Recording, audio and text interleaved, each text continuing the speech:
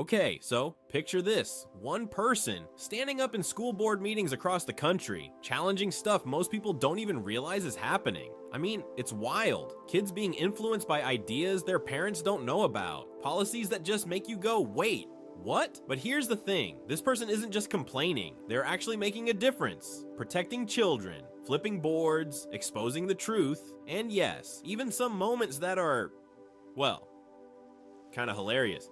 You're gonna want to hear this? Wow. Okay. So the first thing that really hit me, was just how deep this problem goes. I mean, I thought I knew a little bit, you know, from stories or news here and there, but seeing it laid out, it's like you suddenly realize, oh, this is bigger than I imagined. I felt like cheering and crying at the same time. It's heartbreaking. Honestly, to think about all the parents who just have no idea what's happening in their kids' schools. And the kids themselves, I mean, some of them are being targeted or manipulated without even understanding it. It's just, wow. And here's the thing, it's not like it's only a few bad actors. Some of the worst surprises were realizing that even people who are supposed to guide us, pastors, community leaders, sometimes fail to do their job. Yeah, that's tough to say, but it's true. And then, in the middle of all that, there's this glimmer of hope. Like, there are people doing incredible work. People like Michael Booker, for instance. Praise God for folks like him. It's that kind of energy that gives you a little lift when the rest of it feels so heavy. So, yeah. While it's shocking, it's also inspiring in a weird way. You see the depth of the issues. Yes. But you also get to see what's possible when someone steps up. Honestly, it made me reflect a lot on what it means to be aware, to actually pay attention. Most parents just don't know what's going on. That was one of the scariest parts. And then you think about the leaders, the ones we look up to for guidance, and it's like, wait, you could have done something here. And you feel frustrated, but also motivated, because it shows someone has to act. And that's exactly what the speaker did. They didn't sit back, didn't just complain. They stepped into the mess and started making waves. And the good stuff? I mean, there's so much to celebrate too. There are victories, people making real changes, and the moments where you see a little light breaking through all the darkness. Those are the ones that really stick with you. So, it's a mix of shock, heartbreak, but also hope. And honestly, it makes you care a whole lot more than you ever thought you would. Okay, so here's where it gets really exciting. The victories this person has racked up are just wild. Imagine this, flipping not just one, but 2 school boards. Yep, real change. Actual policy stuff shifting because someone showed up, paid attention, and spoke up. And then there's the reach, over 300 million views online. 300 million. That's not just numbers, that's awareness. People seeing what's happening, waking up, maybe even getting involved. It's huge, and it doesn't stop there. Policies that were hurting kids, gone. Transgender policies, pornographic books, removed from schools all over the country. And the energy in these wins, you can feel it, like relief mixed with triumph, you know? And then there's this one story from Broward County in Florida, Fort Lauderdale, actually. That's just, well, kind of hilarious. There was this guy, a self-proclaimed Satanist, who wanted to ban the Bible from a library because he'd heard about our advocacy against pornographic books. I mean, can you believe it? So he calls a hearing, and guess what? Our guy flies from North Carolina to show up. But here's the kicker. The Satanist gets sick, didn't show up, the devil lost again. Just like that. You've got to love those moments. And it's not just about funny stories, though those make you smile. It's the real impact. Kids now have safer libraries. Parents have a voice. People are seeing that it's possible to actually change the system. And each win, even a small one, is this mix of satisfaction and relief because the work is heavy, but you see the fruits of it. And it's not only policy, it's tangible, practical stuff. The viral videos, they spark conversations. Or the school board victories, they protect children and create precedents. And the atmosphere in these rooms, every time a policy gets struck down, or a harmful book removed, or a board flips, it's electric. People start believing that they can actually make a difference. And you can hear the joy in the stories, the laughter and celebration in between the seriousness.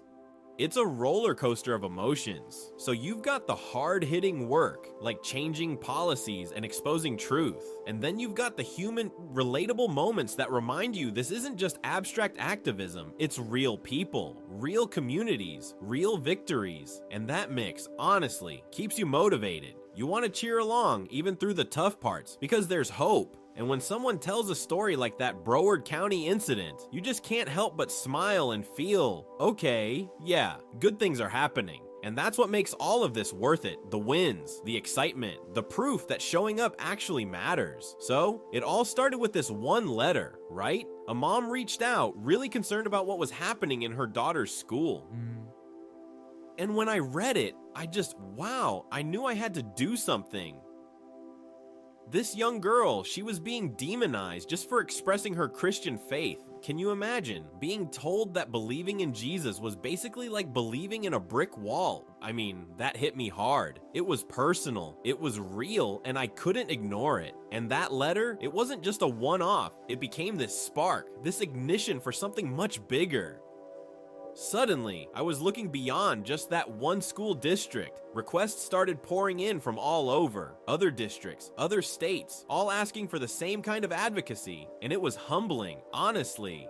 I realized this wasn't about leading a racial movement or any single group. It was about a kingdom movement. We're talking unity, breaking down walls, not putting them up. That perspective shifted everything for me. It wasn't about one school or one policy. It was about standing for what's right, for children everywhere, for parents, for communities. And that's how the journey grew, from one district, one letter, to being inundated with requests in multiple states, traveling to speak, to defend, to advocate. Each new district, each new challenge, it built on the last one. And yet, through it all, it was still very human, very grounded. I mean, there were moments of exhaustion, worry, and yes, sometimes doubt. But seeing the impact, seeing parents empowered, kids supported, it made the challenges worthwhile. That letter, that single moment of concern, was really the first domino. And now, looking back, it's incredible to see how far that one spark has traveled. From a single plea for help to a national movement of awareness and action. It's grown in ways I could never have predicted. And it all started because someone cared enough to speak up. That's the thing, you know? One voice can lead to many. One action can ignite a wave. And the journey? Well, it's just beginning, and it keeps expanding, touching more districts, more families, more children every single day. Okay, so here's a really personal part of the story, his family. And honestly, you can feel the warmth when he talks about his wife, Crystal. She's not just along for the ride, she's right there in the trenches, traveling with him to school board meetings, speaking at events, and covering him in prayer. And you get these little funny moments too, like him describing himself, 6'4", 255 pounds, next to his 5-foot tall wife, and just how she handles all the chaos of this ministry life. It's human, right? Relatable. There's admiration in every word, and you can tell he really values her strength and support, especially when the work gets intense. Ministry isn't easy. There are pressures, challenges, and sometimes it's just heavy. But knowing he has Crystal there, understanding the mission, covering him spiritually and emotionally, makes a huge difference. And she even steps in herself, giving speeches, engaging with school boards, showing that this is truly a partnership. He even shares those little insights, like when she reminded him to pray for both of them because of the challenges they face, the lion's den moments, as she called it. It's not over the top or overly polished. It's conversational, real. You feel their love, their teamwork, and the human side of fighting for something bigger than themselves.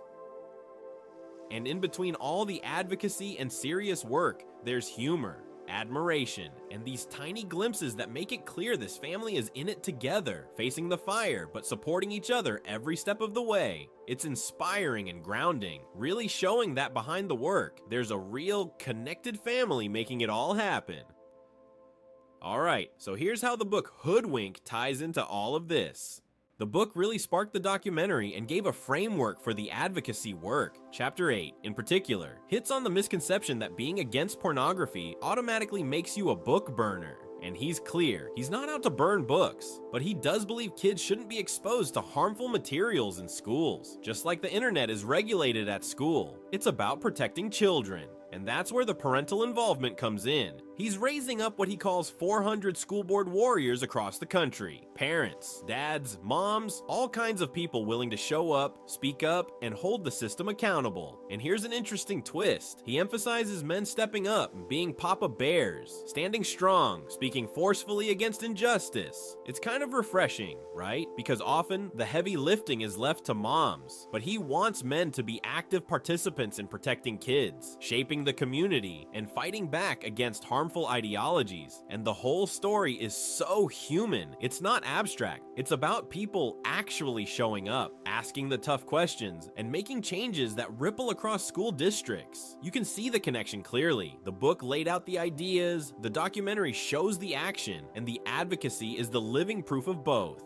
It keeps you curious because you start thinking, wait, if one book can ignite this movement, what's possible when people really get involved? And it's kind of inspiring because it reminds you that standing up isn't just about being loud or dramatic. It's about being intentional, persistent, and willing to step into the challenge, even when it's uncomfortable or hard. And that's exactly what he's doing, connecting ideas to action in a way that really makes you lean in and want to see the impact unfold.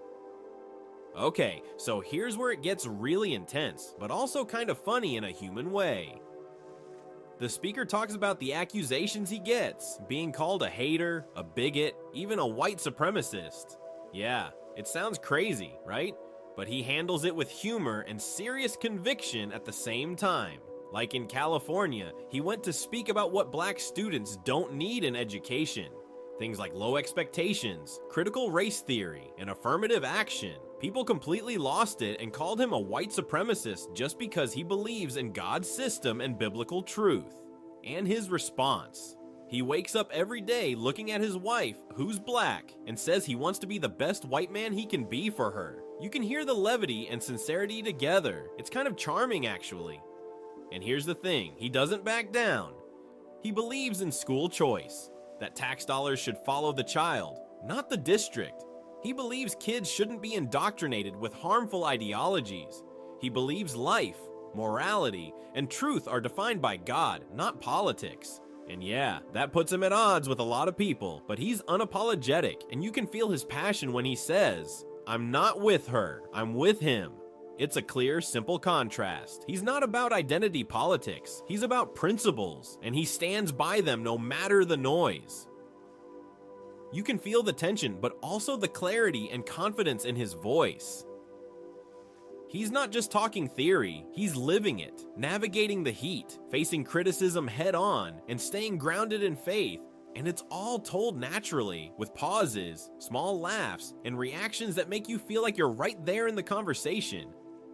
You get the seriousness of Saeed, but also the humanity, the contradictions, and the courage it takes to speak your truth when everyone else is shouting against you. And that contrast, the absurdity of being called what he's not versus the strength of standing firm, keeps you leaning in, listening, and thinking about what it really means to hold your ground and defend your beliefs in the face of criticism. Alright, so this part really dives into the heart of why he does what he does. It's all about faith, unity, and standing on moral principles. He talks about this kingdom movement, and I love that term. It's not about one race, one group, or one agenda. It's about tearing down walls, not building them, and following biblical truth in every action.